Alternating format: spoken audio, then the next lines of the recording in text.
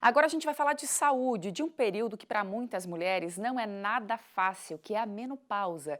E para falar mais sobre este assunto, aqui comigo hoje no estúdio do Santa Catarina no Ar está a geriatra Márcia Regina Paim Braga. Seja muito bem-vinda. Muito Bom dia para obrigada. você. Bom dia, Vanessa. Doutora, menopausa é o nome que se dá à última menstruação, né? Geralmente acontece aí entre os 45 e 55 anos, mais ou menos nesse período. Se acontecer antes disso, é um sinal de alerta? Tem algum problema aí? Sim, aí nós consideramos a menopausa precoce, certo?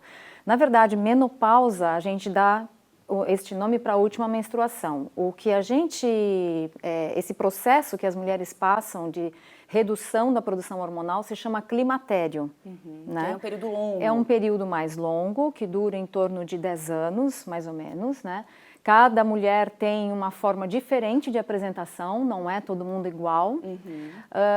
E geralmente o que mais chama atenção são os fogachos. Os primeiros sintomas que a pessoa percebe são os fogachos. Aquele calorão, né? Um calorão tremendo que vem do colo para cima, em geral. Ele é muito rápido, ele dura pouco, é súbito também, é de uma hora para outra. E a necessidade é de ir para fora, de se abanar, de Parece tentar que está sufocando mesmo, Sim, né? quando isso acontece à noite, isso assusta também, né? Mas ele passa em pouco tempo. E vem muita sudorese também, um suor profuso, mas depois ele reduz. Quando isso acontece frequentemente, é uma coisa extremamente desconfortável, né? Mas tem outros sintomas também. Tem os sintomas de pele, por exemplo, a pele vai ficando mais seca, mais esmaecida, ela pode ficar mais adelgaçada também, mais frágil. Algumas equimoses podem aparecer.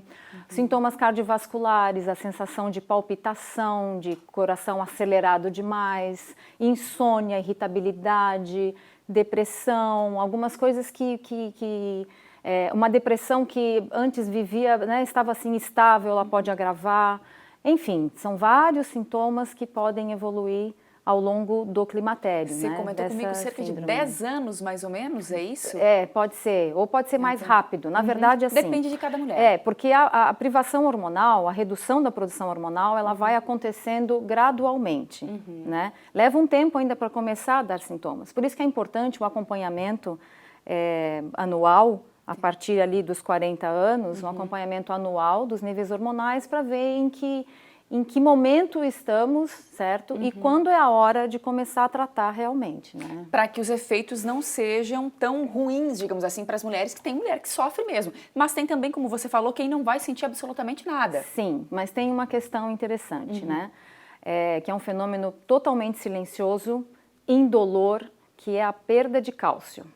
Olha aí. É a osteoporose, Então, certo? muita atenção. Então, nós geriatras lidamos muito com climatérios mal abordados no passado, certo? A perda de cálcio, ela é violenta. A gente pode perder ali ao longo de 10, 12 anos a massa óssea em grande quantidade, né? Porque o estrogênio, ele é responsável pela fixação do cálcio na matéria óssea, né? E a partir desse momento, então, o cálcio começa a se perder. Claro que vai depender de quanto de massa óssea eu alcancei ao longo da minha vida. Se eu me exercitei, se eu ingeri fontes, né, de cálcio, alimentos ricos em cálcio, a minha genética, obviamente. Mas nós, lá na frente, encontramos, então, pessoas com alto risco de fratura por quedas, ou às vezes não necessariamente, não precisa cair, acaba fraturando, certo? E essa é uma grande preocupação. Outra grande preocupação, que é um fenômeno silencioso também, é a aterosclerose, a formação de placas de gordura nas artérias, e esse risco aumenta na medida em que o estrogênio diminui. Então, quer dizer, por mais que a mulher não sinta aquele calorão, esses sintomas, como você disse, só que é preciso sim buscar um médico a partir de 40 anos, mais ou menos, para saber e acompanhando, como você falou. Porque tem outros problemas que podem se agravar ainda mais com o passar do tempo. Exatamente, que a gente não percebe, né? E que tem que ficar atenta para não evoluir para um quadro pior, né? Uma doença mais grave. E o tratamento para isso, todas as mulheres, elas precisam fazer essa reposição de hormônio? Ou em alguns casos não, depende de cada uma? Na realidade, sempre que possível, sim. Tem que fazer. Certo? Eu lembro que há uns 20 anos houve um boom de que reposição hormonal era era muito prejudicial, aumentava o risco de câncer, de hipertensão, obviamente, né? Se fala muito, AVC. E hoje em dia as coisas estão bem mais moderadas, bem mais equilibradas nesse sentido, porque a gente percebe que o risco de não fazer reposição hormonal também é significativo, né? Então é importante a gente avaliar caso a caso para ver de fato qual é a indicação desta mulher, certo? De preferência sempre tratar. Mas algumas contraindicações existem, sim, né? Algumas são relativas, outras são contraindicações absolutas, certo? Mas é interessante sempre pensar nessa abordagem. Não existe mais essa coisa, eu não tenho fogacho, eu não preciso tratar, porque é o principal sintoma. Sim. Eu passei zerada pela menopausa, então, pelo climatério, então eu não preciso tratar. Não é bem assim. Entendi. Não é bem assim. E tem outras abordagens que não a reposição hormonal, que são muito importantes também. Certo? A questão da alimentação, uma alimentação saudável, livre de estimulantes, porque o estimulante ele trabalha muito a questão, interfere muito na nossa ansiedade, no nosso perfil comportamental. Muita água, hidratação, atividade física é excelente para aliviar os sintomas de ansiedade, depressão, insônia, melhora a condição cardiovascular, é preventiva, tanto para a condição cardiovascular quanto para a osteoporose. Eu acho que aí entra também, eu ia te perguntar, a próxima pergunta para a gente encerrar a entrevista é em relação a se a gente tem alguma coisa para a gente fazer agora, por exemplo, Sempre. Né? Para a gente poder diminuir os efeitos aí quando chegar mais na idade aí da menopausa. Atividade física. Sempre. Sempre, né? Eu acho que para tudo a atividade física faz bem. Na verdade, hoje em dia, assim, pela evidência científica, não existe nenhuma condição que a gente possa dizer que a atividade física é contraindicada.